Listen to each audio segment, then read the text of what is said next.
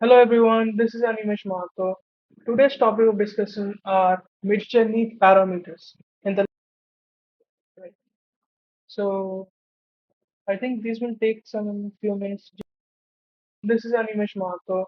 Today's topic of discussion are Midjourney parameters. In the last video we saw how to use Midjourney parameters. In the last video we saw parameters. In the last video we saw how to use Midjourney and how to use all the features which are available in the front end.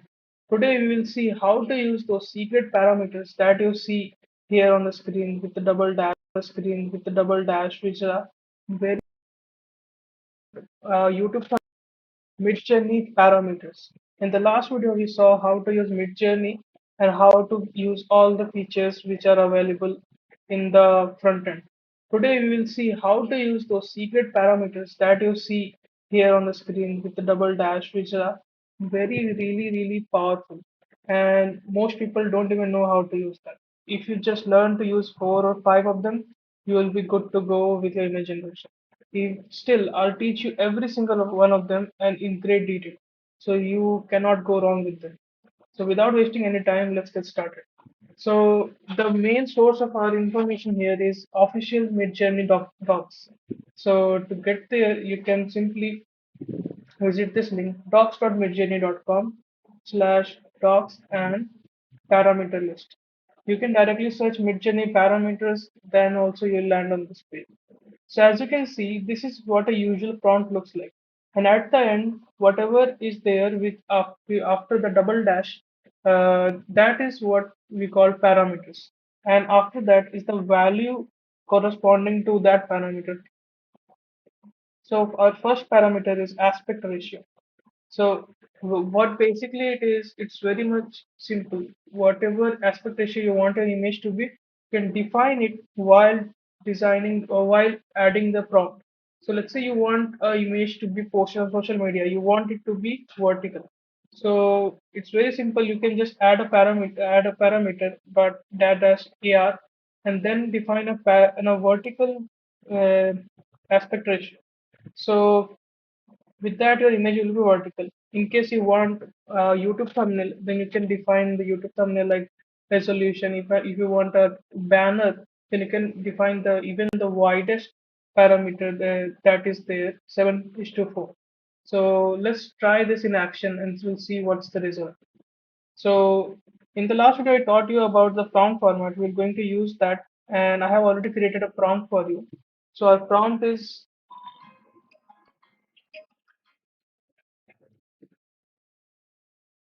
So our prompt is basically this: a vibrant fantasy land, cinematic octane 3D. Very simple, but gets the job done. So now the parameter we decided on testing is the aspect ratio parameter. So to use that parameter, you just simply have to add two dashes, then AR, then put in the value. So for value, you can simply reference this document that there are 4:5, 3:3. Let's try all of them. There are some most common ones also. So 1:1 is basically a square. So we can try that. And we just copy this, and let's try other ones also. And this time, let's pick the widest one, 7:4.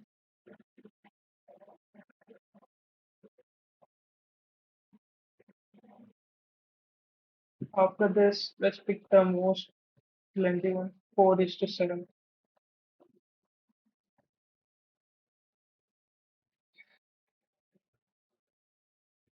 Now let's pick the one I use the most in 90% of cases is this one, 2:3, for creating Instagram banners and everything.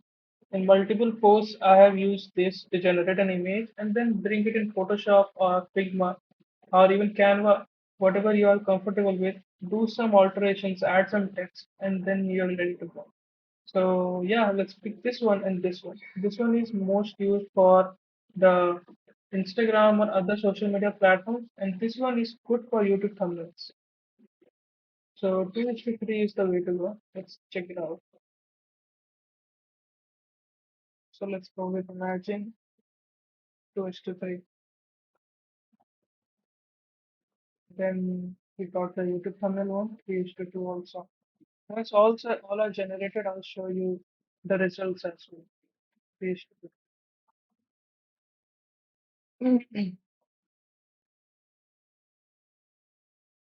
So as you can see, these are some of our results. So the square one looks something like this. As you can see, it's very much like balanced on all the sides.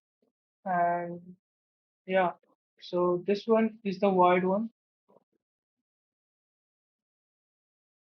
Image are completely different based on aspect ratio, and this one is the longest. This is a very good wallpaper. Let's expand one of those, and this can be really nice wallpaper. And you can use this aspect ratio 4:7 to create amazing wallpapers for your phone or your Instagram stories, anything. And let's see other ones. This one I think is the same, but yeah, this one is social media ones. So creating Instagram banners and everything. You can use this one. And this one is the YouTube format. So you just have to resize it a little bit and then you're ready to go. And as I said, this can be a really nice like mobile wallpaper. And that's it about the aspect ratio feature.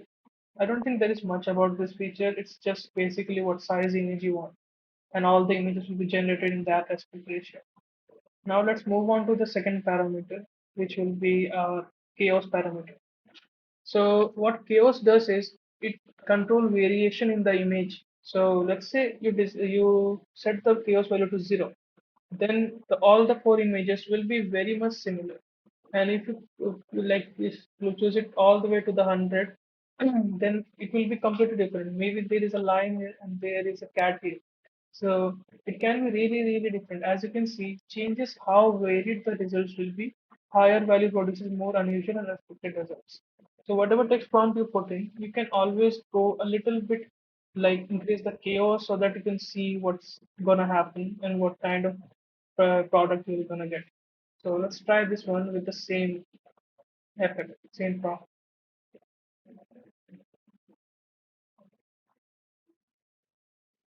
Chaos. Let's start with the minimum one. Okay. And similarly, let's pick multiple values and we'll try that what we can get. Can be 10,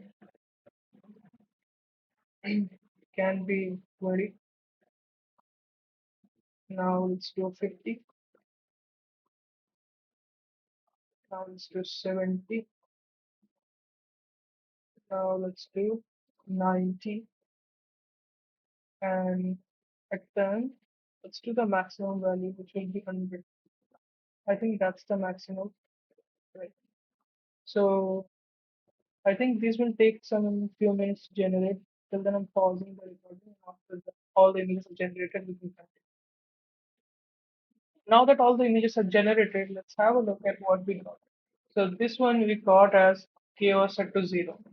So what we're looking for is a vibrant fantasy landscape. So let's see what it created. As you can see, these three results are almost the same. The tree is in the same place. There is a sun here, and it's very much similar. Let's see how it brings in more and more variation as we go higher values. So the chaos is, let's check for 10 first. So in 10, as you can see, there is some variation coming up. Even though the main structure is the same, there is a little bit of variation here and there. So after that, let's see 20. It's 20 again. Yeah, in 20, as we can see, there is a mountains here. Here we have snow mount based mountains. Here we have a cherry blossom like scenery. And here we have, I think, a mashup of both of this. And then we go to, okay, 10 is done. Let's see 50. And now you can see what I was talking about. Here is a jungle. Here is a river in under a bridge. Here is a mountain, and here is another jungle. So as you can see, based on this, it came up with very different results. Like they are all fantasy landscape, but they look like all from different movies. So now let's see for the 70 version, and the things are getting more and more crazier now. There is a huge mushroom-like civilization here. Here we can see a beautiful scenery. Here we can see a mountains from I think the jungle king, and here can other civilization which is maybe based in Japan I think. And here is the 98th one. So this vibrant scenery landscape I think is completely lost. Now it's just doing whatever it wants. So the results are very random, and this is what 100 does. As you can see, it's just a gate, and here we have a red sunset scene. Here we have a desert. Here we have a mountain scenery. All completely different. All completely different in the art style as well. This is realistic, rather this is like oil painting.